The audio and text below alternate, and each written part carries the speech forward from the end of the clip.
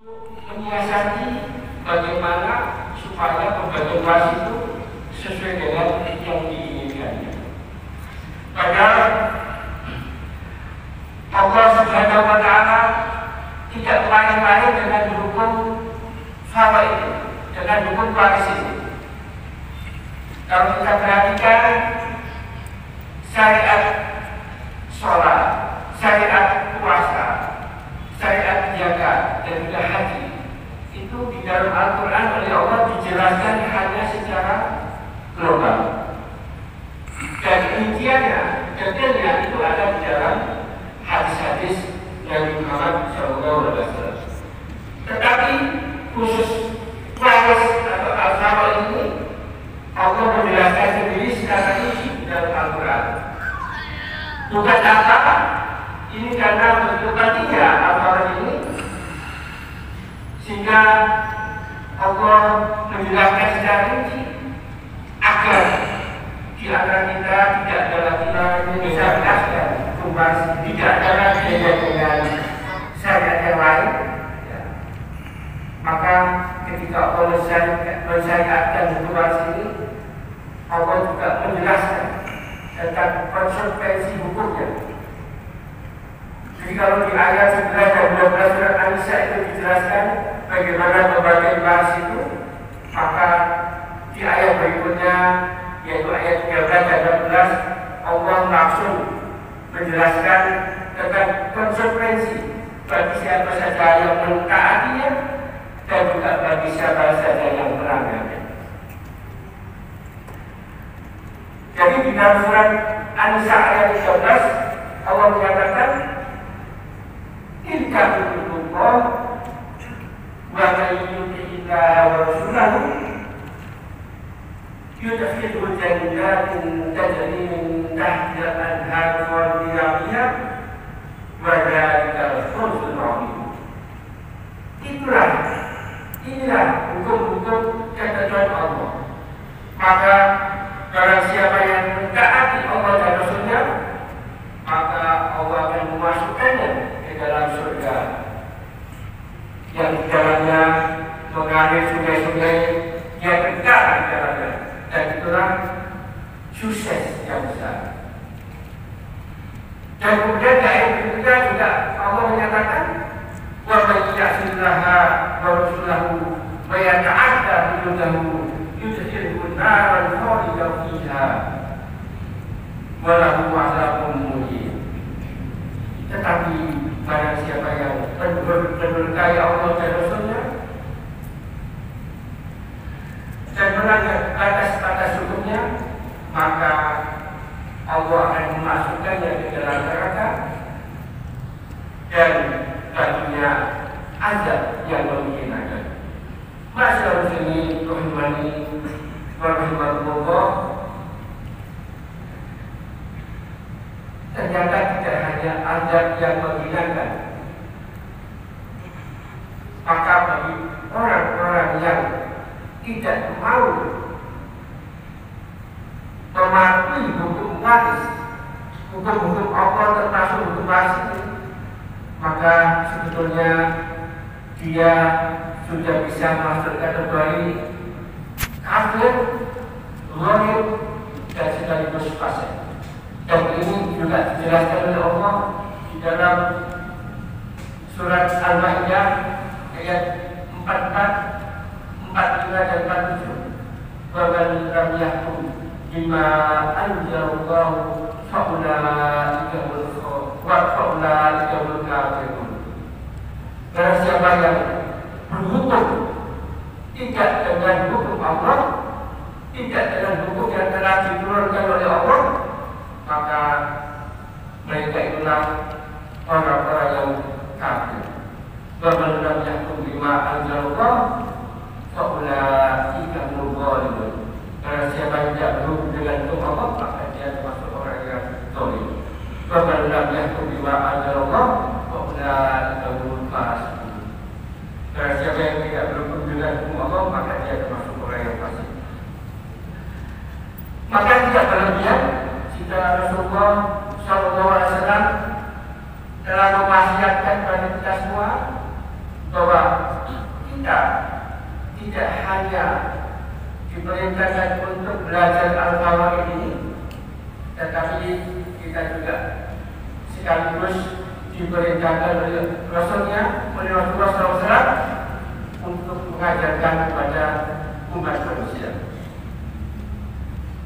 Sebagaimana sabdanya, ta'allamul faraid wa'allimuhun nas fa'innahu nisful ilmi wa huwa husa wa huwa awwal syai'in yunza'u bil ummati. Maka pelajarilah ilmu Al-Fawaqih ini, karena dia adalah, dan ajarkan kepada manusia, karena dia adalah separuh dari ilmu. Dia mudah dilupakan, dan yang pertama kali dicabut oleh Allah dari umatku. Artinya nantinya Al-Fawaqih ini atau ilmu waris sudah tidak ada mengajar. Jadi semuanya sudah maunya sendiri. Tidak ada lagi orang yang mau berhubung dengan hukum Al-Fawaqih ini. Masyarakat muslimin rahimani wa rahimakumullah, memang tidak ada larangan bagi kita untuk membagi harta kita kepada anak-anak kita semasa kita masih hidup. Bahkan seluruh harta kita. Tetapi ketahuilah bahwa itu semua ada konsekuensinya. Kenapa? Karena kita tidak tahu apa yang akan terjadi besok. Bisa jadi anak kita itu malah dibagi duluan oleh Allah Subhanahu wa Ta'ala. Lalu kita sudah telah menghibahkan rumah kita misalnya, maka ketika dia meninggal, kalau dia perempuan, maka separuh hartanya adalah milik suaminya. Itu kalau belum punya anak. Tetapi kalau sudah punya anak, maka seperempat hartanya adalah milik suaminya. Dan itu adalah salah satu konsekuensi kalau kita menghibahkan harta kita pada anak-anak kita semasa kita masih hidup. Maka menurut hemat saya, hibahkan sepenuhnya sesuai kebutuhan, jangan seluruhnya. Kita tidak perlu takut bahwa harta waris kita itu akan jatuh kepada orang lain di luar anak kita. Jadi yang menjadi ketakutan kita itu kan ingin agar semua hartanya itu masuk atau jatuh kepada anak-anak kita. Tetapi ketika anak kita hanya perempuan, maka kalau hanya seorang, maka anak kita hanya bisa mewarisi separuh dari harta kita. Tetapi kalau lebih dari satu orang, maka mereka hanya mendapatkan 2/3. Sisanya adalah untuk ahli waris yang lain, misalnya saudara kita. Dan itu adalah ketentuan Allah. Kita tidak perlu pusing dengan urusan itu. Serahkan saja semuanya kepada Allah. Karena Allah yang tahu apa yang terbaik untuk kita. Abakum wa abnakum la tadruna ayyuhum aqrabu lakum nafa. Itu kata Allah. Di antara anak-anakmu, orang tuamu, kamu tidak pernah tahu siapa di antara mereka yang paling banyak manfaatnya bagimu. Maka kita sebagai orang beriman, mari kita melaksanakan syariat Al-Fawaqih ini dengan sepenuh hati.